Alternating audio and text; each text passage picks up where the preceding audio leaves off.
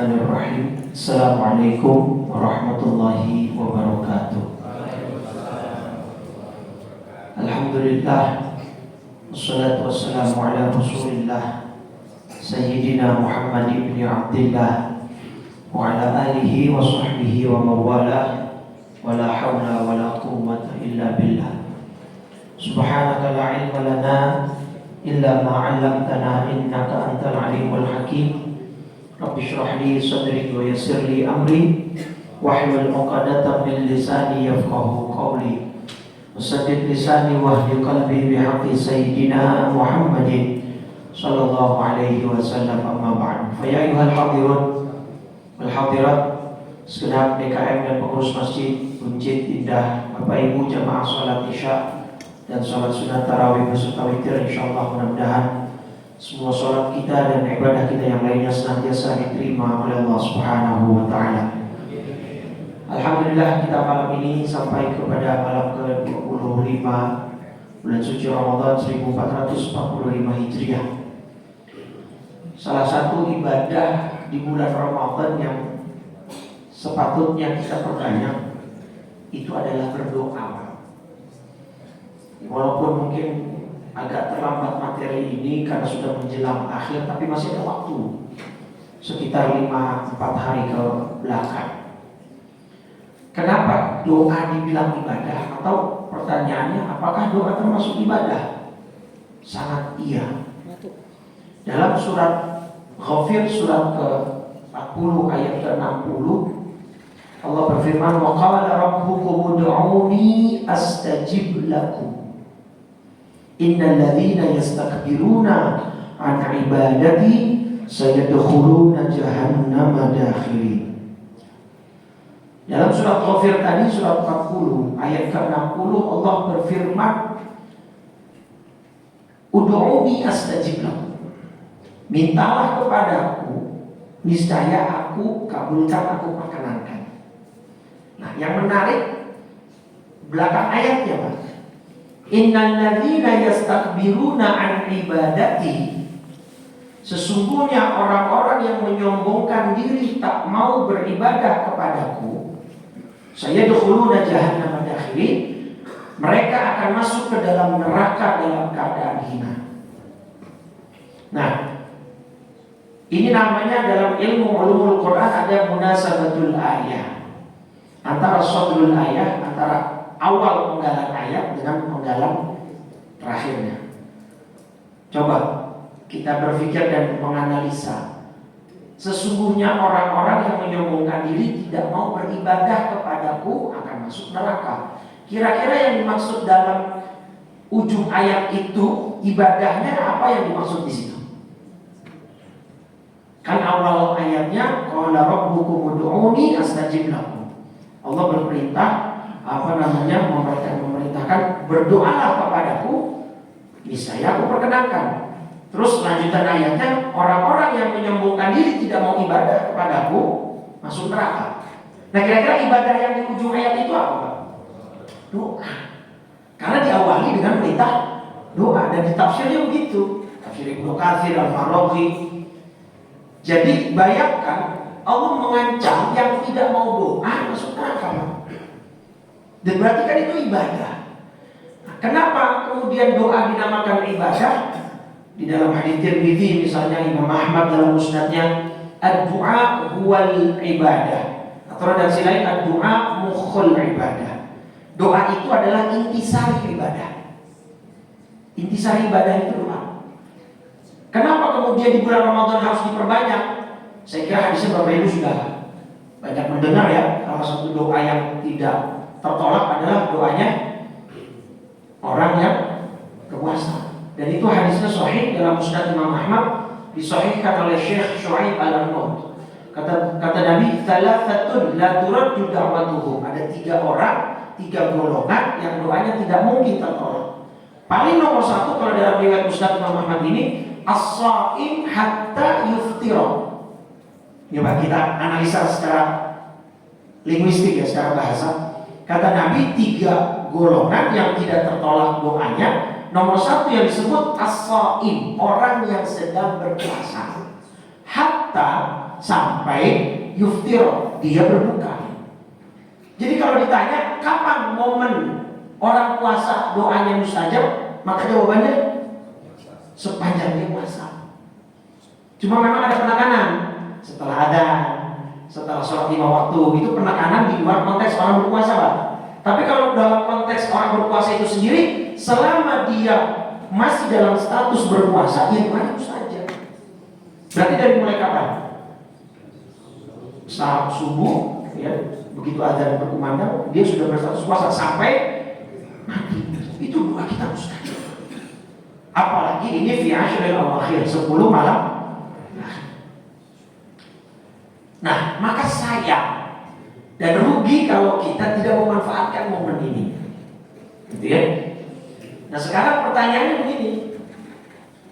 Apakah doa kita pasti mustajab? Ustaz, pasti. Itu janji Allah. Cuma begini, Pak.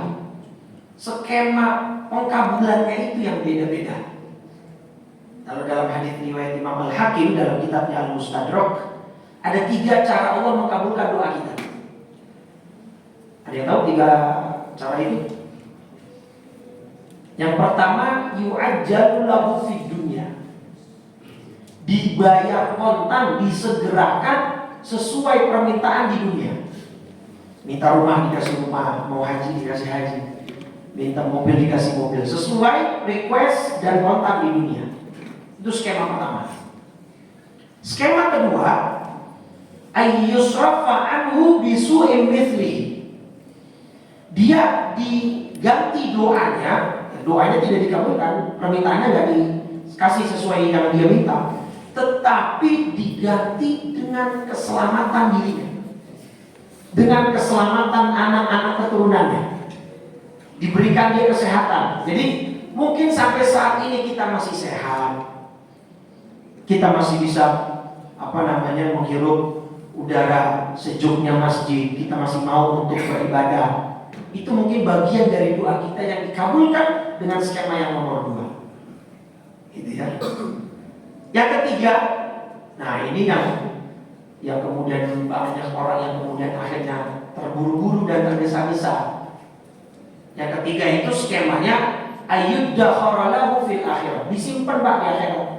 Jadi nggak dikasih sesuai permintaan, tidak diganti dengan keselamatan, ya, atau diganti dengan yang lebih baik di dunia, tapi disimpan di akhirat. Nah, uniknya, di sini uniknya.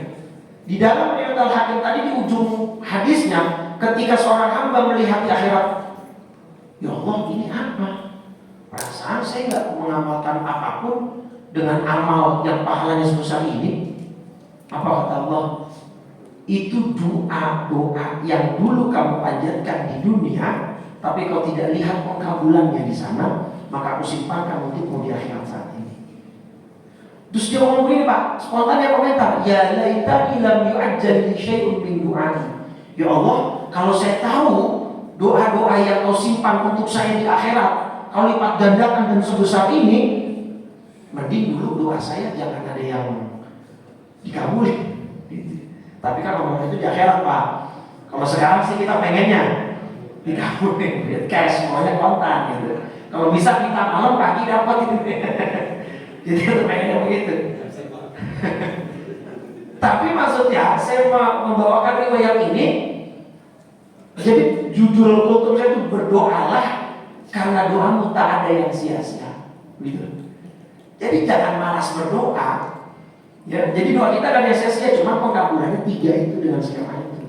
Nah, syarat 1 agar doa kita tidak ditolak, itu kata Nabi dalam hadis Muslim, yustajabu lakum ma lam yastajib. Allah pasti perkenankan doa kalian selama syaratnya 1, ma lam yastajib. Dia tidak terburu-buru, dia tidak tergesa-gesa. Sahabat bingung. Qalu wa mal istijal ya Rasulullah. Apa yang dimaksud terburu-buru di sini? Kalau adalah contohnya seorang hamba berkata, da'autu rabbi wa lam yastajib li. Ya Allah, saya sudah doa bertahun-tahun kok belum dikabulinya. Nah, itu namanya terburu-buru. Itu namanya istijal. Dan itu ketika kita berbicara seperti itu atau bahkan punya perasaan begitu, kalau konteksnya untuk i'rad protes kepada Allah, gugur Pak. Dosa-dosa yang sudah kita doa-doa yang sudah kita tumpuk. Kecuali konteksnya kita introspeksi. Aduh, doa saya kenapa belum dikabulin ya? Nah, itu konteksnya introspeksi boleh. Jangan-jangan ada hak orang lain yang belum saya kasih. Jangan-jangan ada hak Allah yang belum saya tunaikan. Nah, kalau dalam konteksnya introspeksi boleh. Tapi kalau dalam konteksnya protes, ya Allah, saya sudah sholat, saya sudah puasa, doa saya kok nggak dikabulin ya? Itu nggak boleh. Itu namanya istijabah kata Nabi. Begitu ya. Nah, hadirin jamaah sholat isya dan tarawih yang dimuliakan oleh Allah, sebagai penutup, ada satu quote kalam hikmah dalam kitab Al-Hikam Syekh Ibnu Athaillah Sakandari. Di dalam hikmah ke-6 kalau saya tidak salah, beliau ngomong gini, la yakun amadu yata'akhkhur du'a ma'al ilhahi fi du'a mujiban liyaksika. La yakun amadu ta'akhkhuri al-istijabah atau ijabah fi du'a mujiban liyaksika ma'al ilhahi fi du'a mujiban liyaksika fa huwa dhamina lakal ijabah fima yakhtaruhu laka la fima takhtaruhu li nafsika wa fil waqti alladhi yurid la fil waqti alladhi turid. Sudah paham ya? Jadi mangut-mangut kayaknya ngantuk kok. Kata saya begini, jangan gara-gara kita belum melihat pengkabulan doa kita, lantas kita berputus asa dan bersuudzon kepada Allah. Jadi jangan gara-gara 1, 2, 3 doa kita belum kita lihat dikabulin terus kita suudzon sama Allah, marah sama Allah, bahkan berputus asa. Jangan. Kenapa? Fa huwa dhamina lakal ijabah. Karena dia menjamin akan mengabulkan doamu. Tapi 2 catatan dari Ibnu Athaillah. 1, fi wa huwa yakhtaruhu laka la fi ma takhtaruhu li nafsika. Tadi dialah Allah yang akan memilihkan yang terbaik buat kamu, bukan kamu yang memilih, tapi dia yang memilih. Tugas kita cuma minta doa. Doa itu ibadah. Kenapa Pak? Karena di dalamnya ada 2 makna, iftikar dan ikrar. Iftikar itu merasa butuh. Kita kalau doakan berarti memposisikan diri kita lemah, memposisikan Allah sebagai zat yang maha segalanya. Itu namanya iftikar. Nah, kalimat ayatnya itu wa amma man bakhila wastaghna. Nah, wastaghna ini merasa cukup Pak, jadi gak butuh Allah. Nauzubillah. Surat Al-Lail surat 92 ayat 7. Nah, nanti apa ya balasannya orang yang istaghna tadi, yang merasa cukup gak butuh Allah? Fasaduyasiruhu lil usra. Akan kami mudahkan jalannya menuju kesulitan. Maksudnya dimudahkan jalannya menuju neraka. Kalau dia merasa saya gak butuh Allah, saya kan bisa segalanya, saya mampu segalanya. Nah, doa menepis perasaan itu bahwa kita lemah, Allah maha kuat. Itu iftikar, kita merasa butuh. Yang kedua ikrar, pengakuan bahwa kita hamba, dia adalah Allah Rabbul Izzah. Nah itu 1. Jadi kata Syekh Ibnu Athaillah, dialah yang akan memilih untuk Anda, bukan Anda yang memilih untuk diri Anda sendiri. Dan yang kedua, fil waqtil ladzi yurid, di momen dan di waktu yang dia kehendaki, bukan di waktu yang kita mau. Jadi kata Syekh Ibnu Athaillah, jangan gara-gara kita belum melihat pengkabulan doa kemudian kita bersyukur dan apalagi putus asa. Tugas kita cuma doa dan minta. Itulah kita, tugasnya sebagai hamba. Masalah nanti ke ujungnya dikabulkan atau tidak, skemanya seperti apa, waktunya kapan, itu hak mutlak prerogatifnya Allah Subhanahu wa Ta'ala. Nah itulah, mudah-mudahan di sisa-sisa hari ini, mungkin sekitar 4-5 hari, mudah-mudahan kita bisa mengoptimalkan minta semuanya kepada Allah, karena Allahus Samad. Allah tempat kita menggantungkan semua harapan kita, cita-cita kita, baik urusan dunia maupun akhirat. Jangan berhenti berdoa, jangan malas meminta, karena doa dan permintaan kita tidak ada yang sia-sia. Mungkin itu yang bisa saya sampaikan. Mudah-mudahan bermanfaat.